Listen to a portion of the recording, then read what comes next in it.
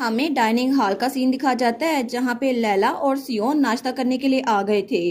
तो हमारी हीरोइन सोचती है क्या मैं इस सारे वक्त में गलत सोचती रही थी। मुझे लगा था कि जब से यहाँ पर आया है ना हंटिंग कंपटीशन के बाद से, तब से अपने कमरे में ही है और अपने बेड से निकला ही नहीं। मुझे लगा था शायद इसकी तबीयत खराब है। फिर भी जिस दिन मैं बेहोश थी ना, उसके अगले 2 दिन तक इसने किसी सर्वेंट को बुलाया तक नहीं। और मुझे लगा था शायद इसको इसकी आदत नहीं होगी, लेकिन अब तो ये आराम से खाना खा रहा है। ऐसा लगता है कि पहले ये जानबूझ के अपने खाने को मिस कर रहा था क्योंकि ये जीना नहीं चाहता। लेकिन अगर ये सच में जीना नहीं चाहता तो फिर मैं क्या करूं? मुझे कुछ ना कुछ तो करना पड़ेगा ना, क्योंकि वो वजह जिसकी वजह से मैंने सियोन की लाइफ बचाई थी वो सिर्फ एक थी, ताकि मैं अपने आप को बचा सकूं। इसी वजह से मैं चाहती हूँ कि सियोन वो मेरी तरफ थोड़ा ग्रेटिट्यूड दिखाए। मैं उम्मीद कर रही थी कि कम से कम थोड़ा थोड़ा कर कई वो मेरी तरफ थोड़ा अच्छा होना शुरू हो जाए और शायद इसी वजह से फ्यूचर में वो मेरी जान बख्श देगा। लेकिन अगर वो सच में पहली बार में जीना नहीं चाहता तो फिर इस सब का कोई फायदा नहीं है। और ये सब कुछ सोच के उसको फिर से गूज़बम्स आ रहे थे। तो तब वो कहती है तुमने खाना खत्म कर लिया? सियोन कहता है हाँ। वो कहती है ये खाना कैसा था, क्या ये अच्छा था? सियोन कहता है हाँ। वो कहती है क्या तुम्हें कुछ और चाहिए, डिजर्ट वगैरह? वो कहता है नहीं, इसकी जरूरत नहीं है। तो हमारी हीरोइन सोचती है क्या ये रिस्पॉन्स बस 2 लफ्जों में इसीलिए करता है क्योंकि इसको फर्क नहीं पड़ता ये जिए या मरे। लेकिन पहले की तरह कम अज कम ये अब मुझ पे गुस्सा नहीं दिखा रहा, शायद इसी वजह से क्योंकि इसको लगता है गुस्सा दिखाने से कोई फायदा नहीं होगा। तो तब वो सोचती है मुझे तो सच में लगता है कि इसके दिल में मेरी थोड़ी सी भी अफेक्शन नहीं है। तो तब सियोन वहां से उठने लगता है तो हमारून कहती है हे क्या तुम अपने कमरे में वापस जा रहे हो? वो सोचती है मैं तो इससे नॉर्मल बातचीत करना चाहती हूँ, लेकिन ये तो मेरी बात का सिर्फ 1 या 2 लफ्जों में जवाब दे देता है। तो वो भी उसके पीछे पीछे वहां से जा रहा था। हमारी सोचती है मैं श्योर नहीं हूँ कि पता नहीं आगे जाकर ये मुझे बख्शेगा या फिर नहीं। लेकिन थोड़ी देर बाद हमारी हीरोइन ने वहां पे विलियम को बुलाया था जिसने उसके लिए ब्रेसलेट चुराया था। वो कहता है कि आप मुझे ढूंढ रही थी लेडी लैला, लेकिन वो तो दरवाजे में ही खड़ा था। वो कहता है आपको मुझसे कोई काम था? तो हमारी हीरोइन कहती है तुम अंदर आके बात क्यों नहीं करते? वो कहता है नहीं थैंक यू। तो हमारी हीरोइन कहती है मैं तो बस बहुत ज्यादा ग्रेटफुल हूँ, पिछली बार आपने मेरी हेल्प की थी विलियम, और आपने जो ब्रेसलेट चुराया था ना उसको वापस भी रख दिया। वो कहता है पता नहीं आप क्या बात कर रही है लेडी लैला, मैंने ऐसा कुछ भी नहीं किया था। हमारी लोग सोचती है अच्छा अच्छा तो ये कहना चाहता है कि मैं इस बात का दोबारा जिक्र ना करूं, ठीक है मैं नहीं करती, लेकिन गुस्से से क्यों देख रहा है मुझे? तो लैला कहती है जस्ट इन केस अगर तुम्हें ऐसा लग रहा है ना कि मैं तुमसे फिर से कोई फेवर लेने वाली हूँ तो ऐसा कुछ भी नहीं है।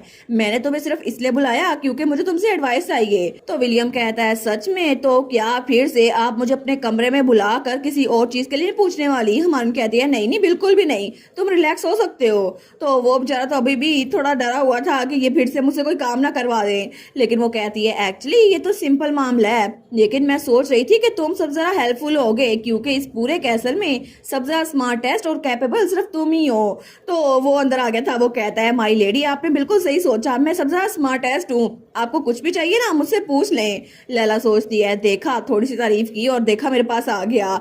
लेकिन तब हमारे उन कहती है वेल तुम पहले बैठ जाओ। वो कहता है ठीक है, क्या आपको मुझसे कुछ पूछना था? हमारे उन कहती है मैं तो बस ये पूछना चाहती थी कि कोई जीना शुरू कैसे कर सकता है? वो कहता है क्या क्या मतलब जीना शुरू? तो हमारून कहती है मेरा मतलब है कोई ऐसा इंसान जिसको जीने की ख्वाहिश ना हो, आखिर वो इसको चेंज करके जीना कैसे शुरू कर सकता है? तो विलियम चिल्ला कहता है लेडी लैला। हमारून कहती है क्या हुआ? वो कहता है कि आपके साथ कुछ गलत हुआ है जिसकी वजह से आप ऐसा मरने के बारे में सोच रही हैं। आपको ऐसा कुछ भी सोचने की जरूरत नहीं है। कुछ दिनों पहले तो आप बड़ी खुश लग रही थी, लेकिन अभी आपके साथ क्या हो गया जो आप जीना नहीं चाहती? अगर आपको कुछ भी चाहिए हो ना मुझे बता दें, चाहे कोई और ब्रेसलेट छुड़ाना हो या कुछ और, मैं आपका काम कर दूंगा। लेकिन आप तो सिर्फ 10 साल की है ना, प्लीज अभी से जीने की चाह ना खत्म कीजिएगा। वो कहती है वेट करो विलियम, ये मेरी कहानी नहीं है। वो कहता है क्या आपकी कहानी नहीं है? तो हमारी लैला कहती है जो इंसान जीना नहीं चाहता वो मैं नहीं हूँ। तो वो कहता है अच्छा फिर वो कौन है? तो हमारी कहती है पहले अपनी सीट पे जाके बैठो और वो इंसान कोई ऐसा जिसको मैं जानती हूँ। वो सोचती है सियोन के बारे में बताने की जरूरत नहीं है ना, क्योंकि अगर मैंने इसको बताया ये सियोन है तो फिर वो मुझसे पूछेगा कि वो है कौन और मैं उसको बताऊंगी कि वो मेरा स्लेव है। लेकिन मैं सच में नहीं चाहती कि कोई भी इंसान सियोन को मेरा स्लेव समझे। तो विलियम बैठते हुए कहता है ठीक है अगर आपको किसी के बारे में जानना है तो आप चाहती हैं कि आप चेंज कर दें, वो जीना शुरू कर दें, है ना? हमारून कहती है बिल्कुल, लेकिन कैसे? वो कहता है क्या आप मुझे बताएंगी कि वो इंसान जीना क्यों नहीं चाहता? क्या आपको ये बात पता है? हमारून कहती है नहीं, मुझे नहीं पता। तो विलियम कहता है क्या अभी उनके साथ कुछ बुरा हुआ है या फिर उनके किसी करीबी का उनके साथ ताल्लुक खत्म हो गया है, जैसे वो लोग दुनिया से चले गए हों? हमारे सोचती है ये दोनों चीजें सियोन के साथ हुई हैं, लेकिन सबसे बड़ी वजह ये है, वो उससे कहती है उसका कोई करीबी दुनिया से चला गया है। तो वो कहता है कितना करीबी? हमारी हीरोइन कहती है उसकी फैमिली। तो विलियम कहता है अच्छा, तो उन्होंने अपनी फैमिली खोई है। तो हमारी सोचती है अभी मैं इस बारे में सोच रही हूँ, तो सियोन ने तो अपनी पूरी की पूरी फैमिली खो दी है और शायद इसी वजह से वो ग्रीफ सिकनेस से गुजर रहा है। तो विलियम कहता है ग्रीफ सिकनेस हो सकती है ये? वो कहती है ग्रीफ सिकनेस, लेकिन वो बताता है असल में एक मेंटल इलनेस है जो तब होती है जब आपको कोई करीबी आपको छोड़कर चला जाता है, अगर कोई पेट भी हो ना तब भी, और इसकी सिम्टम्स तो बहुत ज़्यादा सीवियर होती हैं। वो इंसान वो तो जीना चाहता नहीं है और कभी कभार वो तो खुदकुशी करने की भी कोशिश करता है। हमारी लैला कहती है कि इसको क्योर किया जा सकता है? वो कहता है बिल्कुल, आपको मेरे बारे में पता है ना, मुझे कोई चीज नहीं है जो इस दुनिया में पता ना हो, इसको क्योर कर सकते हैं। हमारून कहती है सच में? फिर मुझे बताओ ना इसको कैसे क्योर कर सकते हैं? वो कहता है ये डिपेंड करता है हर इंसान पे, सबका दुख अलग अलग होता है और इसको इम्प्रूव करने के बहुत सारे तरीके हैं, लेकिन आपको सबसे पहले उनको जिंदा रहने के लिए कोई वजह देनी होगी, जैसे उनका लाइफस्टाइल मेंटेन करना होगा। और मुझे लगता है अगर आपको कोई फिजिकल बात करनी है ना तो आपको डॉक्टर एल्विन से बात करनी चाहिए, वैसे भी वो इधर ही रहते हैं। तो हमारून कहती है नहीं नहीं, एल्विन इसको ठीक नहीं कर सकता, मुझे लगता है कि मुझे उसकी विल खुद ठीक करनी पड़ेगी। वो सोचती है अगर मुझे उसकी पर्सनैलिटी का पता ना होता तो मैं डॉक्टर से हेल्प मांग लेती, लेकिन सियोन तो कभी भी मेरे अलावा किसी और से बात करेगा भी नहीं, और अभी 2 दिन पहले भी तो उसने किसी सर्वेंट से बात ही नहीं की थी।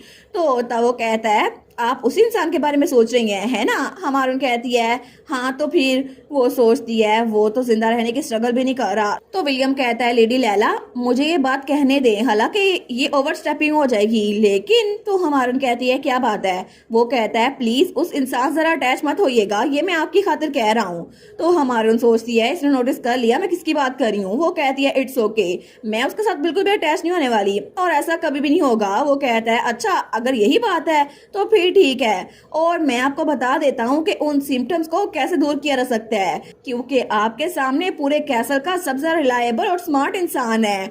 और तब कुछ दिनों बाद हमारी हीरोइन वो लाइब्रेरी में थी, तो वो सोचती है जब मुझे ग्रीफ सिकनेस के बारे में पता चला ना तो मैंने खुद से इसको स्टडी करना शुरू कर दिया। फॉर्चुनेटली 3 तरह के बेसिक एक्शन थे ताकि ग्रीफ सिकनेस को कम किया सके। सबसे पहले रेगुलर वॉक्स लेनी है, बैलेंस मील खानी है और तीसरे नंबर पर कंसिस्टेंट कन्वर्सेशन करनी है, जो कि सियोन के लिए बहुत ज्यादा जरूरी है। लेकिन वो सोचती है सबसे बड़ा इशू जो मुझे फेस करना था ना वो था सियोन को कन्विंस करना। तो अगले दिन वो सियोन के पास आई थी। वो कहती है सियोन आज मौसम बड़ा अच्छा है, हम लोग वॉक पे चलें? वो कहता है श्योर। तो हमारी उन कहती है क्या तुम इतनी जल्दी मान गए? वो कहता है चलो चलते हैं। लेकिन थोड़ी देर बाद वो लोग वॉक पे आ गए थे, लेकिन सियोन तब भी कुछ बोल ही रहा था। वो कहती है सियोन हम लोग बाहर आ ही गए हैं तो क्या हम लोग लंच करें? वो कहता है श्योर। तो हमारी हीरोइन उसको लंच करने के लिए ले आई थी। वो कहती है हम लोग इकट्ठे डिनर भी करेंगे? वो कहता है हाँ बिल्कुल। तो तब थोड़ी देर बाद वो लोग वापस आ रहे थे। वो कहती है अगर तुम्हें नींद ना आए तो क्या मैं तुम्हारे रूम में आ सकती हूँ? वो कहता है जैसे तुम्हारा दिल करे वैसे करना। और उसके बाद वो रात को उसके कमरे में भी आई थी और उसने उसके साथ बातें करने की कोशिश की थी, लेकिन फिर भी सियोन उसकी बात का जवाब सिर्फ हाँ और नहीं में दे रहा था, या फिर 2-3 और लफ्ज, इसके अलावा कोई बात ही नहीं कर रहा था। तो लैला सोचती है मैंने पूरे 2 हफ्ते तक ये रूटीन फॉलो की, लेकिन अब तो मैं खुद एक पेशेंट की तरह लग रही हूँ। मुझे लगता है मैं तो खुद मरने वाली हूँ, जितना सब कुछ मुझे काम करना पड़ रहा है। तो तब वो अपने आप को आईने में देखती है। वो सोचती है क्या मैं एक ब्रेक ना ले लूं? एक्चुअली ये शेड्यूल इतना भी बुरा नहीं है, लेकिन जब भी मैं सियोन के साथ वॉक पे जाती हूँ ना या फिर उसके साथ खाना खा रही होती हूँ मुझे तो ठंडे पसीने आ रहे होते हैं, क्योंकि उसको देख कर तो मैं बिल्कुल रिलैक्स नहीं हो सकती। उसने मेरी जान ली थी, आखिर मैं उसके साथ इतना रिलैक्स कैसे हो सकती हूँ? मैं तो उसको ग्रीफ से निकालने की कोशिश कर रही थी, लेकिन देखो सही है तो मैं खुद फंस चुकी हूँ। वो बेचारी तो बड़ी पैनिक कर रही थी। वो सोचती है ऐसा लगता है कि सिर्फ मैं ही हूँ जो कि अपनी बात आगे बढ़ाने की कोशिश कर रही है। लेकिन फिर भी मैं उसके कमरे पे भी होती हूँ ना, फिर भी मैं मुकम्मल कांप रही होती हूँ। मगर एक चीज थोड़ी सी अच्छी हुई है, पहले पहले जब मैं उसके कमरे में जाती थी वो मुझसे कहता था कि यहाँ से निकल जाओ, लेकिन अब वो ये भी नहीं कहता। लेकिन इसका ये मतलब तो नहीं है ना कि वो मेरी बात का जवाब भी दे। मुझे लगता है कि शायद उसकी इलनेस वो इम्प्रूव हो रही है या फिर वो बहुत ज़्यादा बुरी हो रही है। तो तब वो टाइम देखती है, वो कहती है वॉक का टाइम हो ही गया है तो मुझे निकलना होगा। लेकिन चलो, मरने से तो अच्छा ही है मैं कम से कम उसकी ग्रीफ सिकनेस को क्योर ही कर दूं।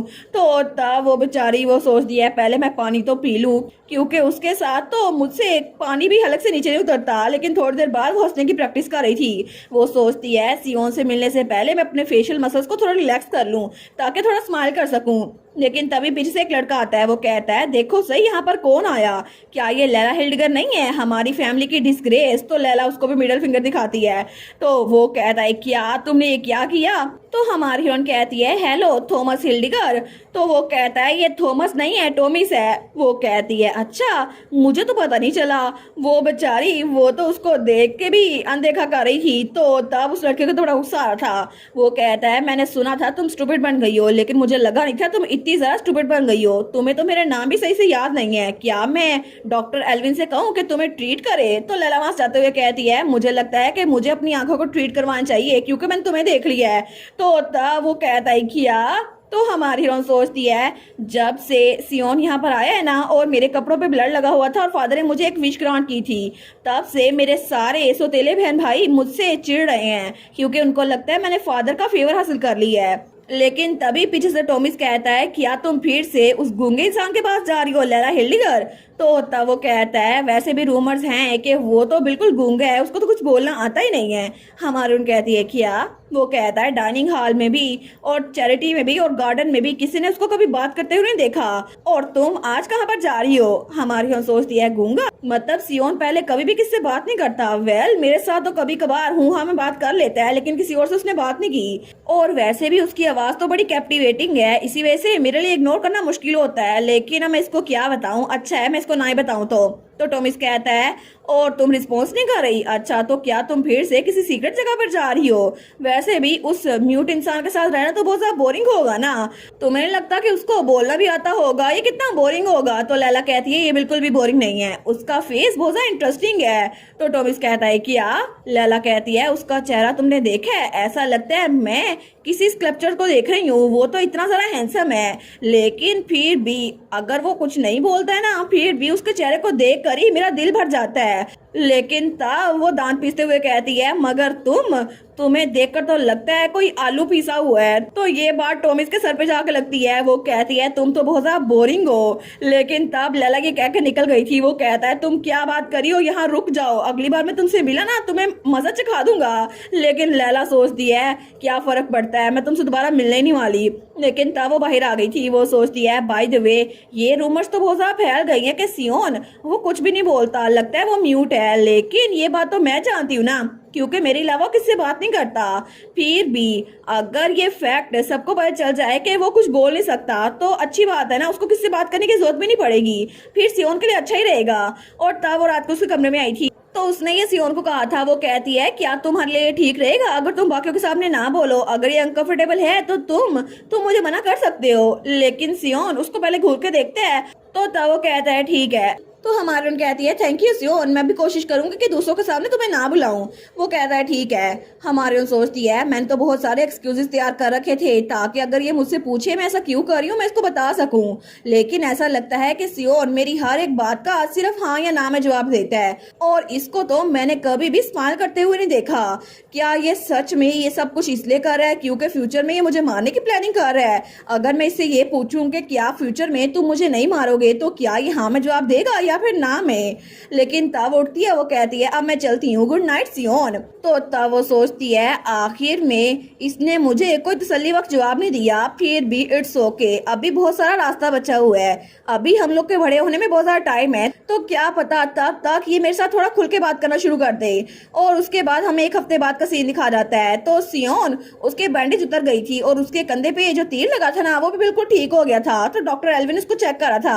वो कहता है अब तुम अपना शोल्डर यूज कर सकते हो। जैसे कि मैंने मेंशन किया था ना, तुम्हारी रिकवरी वो तो बहुत ज्यादा इम्प्रेसिव है। लैला कहती है फिर तो अच्छी चीज है ना। वो कहता है बिल्कुल, इस लेवल की रिकवरी के साथ तुम तो किसी भी इंजरी से जल्दी हील हो सकते हो। हमारून कहती है अच्छा। तो डॉक्टर एल्विन कहता है बिल्कुल, इसके जख्म तो जल्दी हील हो जाएंगे। तो लैला कहती है और इसके बारे में क्या, ये तो दुबला पतला हो गया है ना, क्या आपको नहीं लगता ये बहुत ज्यादा थीन है? और मुझे लगता है सियोन के लिए मुझे बड़ी फिक्र हो रही है उसकी हेल्थ के बारे में, जरा देखो सही इसके हाथ। तो डॉक्टर एल्विन कहता है शुरू शुरू में तो इसकी हालत बहुत ज्यादा खराब थी, लेकिन अब इसकी ये जख्म इसके लिए बिल्कुल भी हार्मफुल नहीं है। अब तो इसकी हीलिंग भी बहुत ज्यादा बढ़ गई है।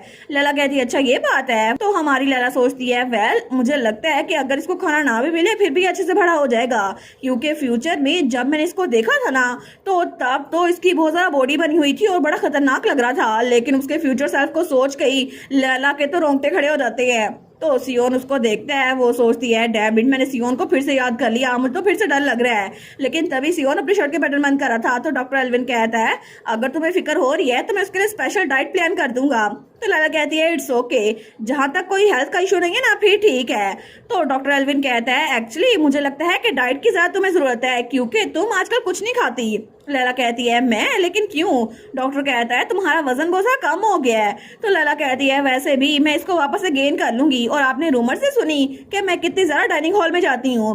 तो डॉक्टर एल्विन उसको घूर के देखता है। तो लैला कहती है वैसे भी हाई सोसाइटी में ये रूमर्स है कि लेडीज को अपना खाना और अपनी बॉडी मेंटेन करनी पड़ेगी, और वैसे भी मैं ये कर सकती हूँ, है ना? तो डॉक्टर कहता है बिल्कुल भी नहीं, आप 10 साल की हैं, आपको ऐसा करने की कोई जरूरत नहीं है। अगर आपको डाइट करनी है ना तो फ्यूचर में करिएगा, अभी आप बड़ी हो रही हैं, अच्छे से खाना खाइएगा। तो लैला कहती है मैं तो मजाक कर रही थी, वैसे भी मेरी कोई इंटेंशन नहीं है ऐसा करने की, तो आप फिक्र ना करे। तो डॉक्टर कहता है अच्छा फिर तो अच्छी बात है। तो लैला सोचती है लेकिन मैं बात तो सच कर रही हूँ, क्योंकि फ्यूचर में अगर कोई भी लड़की थोड़ी सी भी मोटी हो जाती थी ना, तो नोबल सोसाइटी में उसका बहुत ज्यादा मजाक उड़ाया जाता था, इसी वजह से मैं ये कह रही हूँ। लेकिन तभी डॉक्टर जज जाते लैला के पास आता है और कहता है मिस इस बच्चे के बारे में। तो लैला कहती है सियोन के बारे में क्या? तो वो कहता है ऐसा लगता है कि फ्यूचर में बहुत ज्यादा लंबा होने वाला है, और जिस हिसाब से इसकी रिकवरी हो रही है ना, ये तो बहुत ज्यादा स्ट्रॉन्ग बन जाएगा। और मुझे लगता है कि आपको थोड़ा संभल के रहना चाहिए, क्योंकि अगर ये चाहे ना तो आपको एक ही बार में खत्म भी कर सकता है। लैला सोचती है ये मुझे डरा क्यों रहे हैं, लेकिन तब वो कहती है ठीक है अब आप जा सकते हैं। और तब डॉक्टर एल्विन चला गया था। तो हमारून कहती है ओ सियोन, आज मुझे बाहर जाने की इजाजत मिल गई है, पूरा महीना गुजर गया है, तो हम लोग जाके पिकनिक ना मनाए। तो सियोन भी कहता है ठीक है। तो लैला कहती है चलो हम लोग लेक पे चलते हैं, तुम्हें पता है वो लेक बहुत ज्यादा खूबसूरत है, हम दोनों वहाँ पे इकट्ठे जाएंगे, बहुत ज्यादा मजा आएगा। अगले ही दिन हमारी हीरोइन और उसके साथ सियोन वो वहाँ लेक पर आ गए थे। तो हमारी हीरोइन तो बहुत ज्यादा खुश थी, वो सोचती है सच में 1 घंटा लगा के हम लोग यहाँ पर आए हैं, लेकिन ये व्यू तो बहुत ज्यादा शानदार है। वो सोचती है ओरिजिनली तो मुझे समुद्र में जाना था, वहाँ का नजारा देखना था, लेकिन अगर मैं ऐसा करती तो उसके लिए पहले मुझे फादर से परमिशन लेनी पड़ती, और वैसे भी उसके लिए मुझे बहुत सारे दिनों तक सियोन के साथ एक ही कैरेज में सफर करना पड़ता। और सी तो मैं कभी भी विजिट कर सकती हूँ, लेकिन अगर मेरी जान बच गई ना, इसलिए मुझे ना मारा, फिर मैं वहां पर जाऊंगी और कितना मजा आएगा ना, उसको तो सोच के ही मजा आ रहा था। तो पीछे से एक गार्ड उसके साथ था, वो कहता है कि आप थोड़ा आगे चल के देखना चाहेंगी, वहां पर लेक की वो साइड बहुत ज्यादा खूबसूरत है, क्योंकि वो स्टार की डायरेक्शन में है। तो हमारी लैला कहती है क्या हम वहां पर चले सियोन, तुम्हें क्या लगता है? लेकिन सियोन कोई जवाब नहीं देता। तो वो कहती है लॉर्ड रेस्विक प्लीज हमें रास्ता दिखाए। वो कहता है जी, लेकिन तब वो लोग उस साइड पर जा रहे थे। तो तभी उसका गार्ड कहता है ओ डियर मिस। हमारी बहन कहती है क्या हुआ? वो कहता है मैं तो अपना सारा का सारा सामान वो कैरेज में छोड़ आया, पिकनिक की सारी सप्लाईज कैरेज में है, मैं भी लेकर आता हूँ, प्लीज थोड़ा सा इंतजार करें। हमारी बहन कहती है वेल ये वाली साइड तो अच्छी है, तुम आराम से वापस आ जाना। वो कहता है ठीक है मैं अभी आता हूँ। लेकिन तब वहां से जा रहा था। तो लैला सोचती है इसकी टांगे कितनी लंबी है ना, पता नहीं मैं इतनी लंबी कब होंगी, क्योंकि जब मैं बड़ी हो जाऊं ना तो अच्छा लगेगा, अभी तो मेरी बॉडी बहुत ज्यादा छोटी है। लेकिन तभी वो सियोन को देखती है, वो सोचती है नहीं इतनी जल्दी नहीं है मुझे बड़े होने की, अगर मैं बड़ी हो गई तो ये फिर से मुझे मार देगा, इससे अच्छा है मैं आराम आराम से बड़ी हूँ। लेकिन सियोन वो कोई बात ही नहीं कर रहा था। वो सोचती है आखिर ये क्या सोच रहा है, इसके एक्सप्रेशन तो बिल्कुल वैसे ही हैं जब जंगल में इस पे तीर लगने वाला था, ये तो ना कुछ बोलता है ना कुछ और क्या ये इम्प्रूव कर रहा है या फिर नहीं, लेकिन इसको थोड़ी सी तो अटैचमेंट होनी चाहिए ना लाइफ के साथ। तो तब वो सोचती है मुझे डरना नहीं चाहिए, चाहे कुछ भी हो जाए, मैं इससे आगे बढ़ के रहूंगी, मैं इसी वजह से तो इसको यहाँ पर लेके आई हूँ। और तब उसे याद आता है जब वो विलियम के साथ बैठी थी ना, तो हमारी लैला ने कहा था खाना टाइम पे खाना, वॉक्स करना और आमतौर पे बात करना, है ना? क्या इससे ग्रीफ सिकनेस कम हो जाएगी? वो कहता है ये तो बेसिक स्टेज है, अगर ये पूरा हो जाए ना तो फिर आपको एडवांस स्टेज पे जाना पड़ेगा। लैला कहती है एडवांस स्टेज? वो कहता है जी बिल्कुल, पहला स्टेप है कि अपनी डेली लाइफ से बाहर निकलकर ब्यूटीफुल सीनरी को एंजॉय करना, क्योंकि हर एक इंसान ब्यूटी की इमोशन को फील कर सकता है, लेकिन अगर इलनेस बहुत ज्यादा स्वेयर हो तो फिर इमोशंस को भुलाया जा सकता है। इसी वजह से कहीं पे घूमने से ग्रीफ सिकनेस कम हो जाती है, जैसे कि सी या लेक या फिर स्नो कवर्ड माउंटेन्स। तो लैला कहती है सी या फिर लेक? वो सोचती है अगर मैं सियोन को लेकर कहीं और जाऊं, जैसे कि बिल्डिंग या पेंटिंग्स दिखाऊं या जूल्स दिखाऊं, तो फिर भी उसको इतना फर्क नहीं पड़ेगा। मैं उसको नेचर दिखाऊंगी ताकि उसको अच्छा लगे और तब वो फूलों में भी खूबसूरती ढूंढे। तो तभी वो उसको लेक पर जब लेकर आई थी ना, वो उसको देखी जा रही थी। वो सोचती है क्या मैं इससे पूछूं? वो कहती है सियोन क्या तुम्हें ये जगह अच्छी लग रही है, क्या ये ब्यूटीफुल है? तो सियोन कहता है मैं श्योर नहीं हूँ। तो लैला कहती है क्या तुम्हें इससे फर्क नहीं पड़ता कि हम लोग यहाँ पर आए या फिर नहीं? वो कहता है बिल्कुल। तो लैला सोचती है चलो फिर भी अच्छा है, कम से कम ये रूट तो नहीं हो रहा ना, मुझे हिम्मत नहीं हारनी चाहिए और मुझे बस जीना है, फिर चाहे उसके लिए मुझे कुछ भी करना पड़े। लेकिन तभी वहां उसे जंगल में से आवाज आती है। वो सोचती है क्या ये आवाज कैसी थी? तो वो पीछे मुड़कर देखती है। वो सोचती है लेके इस तरफ तो जंगल है, लेकिन ये आवाज है किसकी? और तब दोबारा से उसे किसी की हाउल करने की आवाज आती है। वो सोचती है नहीं, मैंने गलत नहीं सुना, यहाँ पर सच में कोई है। और वहां से एक वुल्फ उनकी तरफ बढ़ रहा था। तो लैला तो बहुत ज्यादा डर गई थी। वो सोचती है वुल्फ्स, मुझे पता नहीं था कि लेक की साइड पे वुल्फ्स भी होते हैं, लेकिन किसी को तो हमारे साथ होना चाहिए था ना। कैरिज का ड्राइवर और स्कॉट नाइट दोनों यहाँ पर नहीं है, तो अब मैं क्या करूं? क्योंकि अगर इसने मुझ पे हमला किया तो सियोन वो तो मुझे बिल्कुल नहीं बचाएगा, तो मैं क्या करूं? और इसी के साथ ये वाला पार्ट यहीं पर ख़त्म। तो आप लोग बताइएगा आप लोग को ये पार्ट कैसा लगा, और वीडियो को लाइक और चैनल को सब्सक्राइब लाजमी कीजिएगा। बाकी वीडियोस का लिंक भी स्क्रीन पर नज़र आ रहा होगा, तो काइंडली उनको भी चेकआउट कर लें। और thank you so much for watching my videos. Stay safe, bye bye.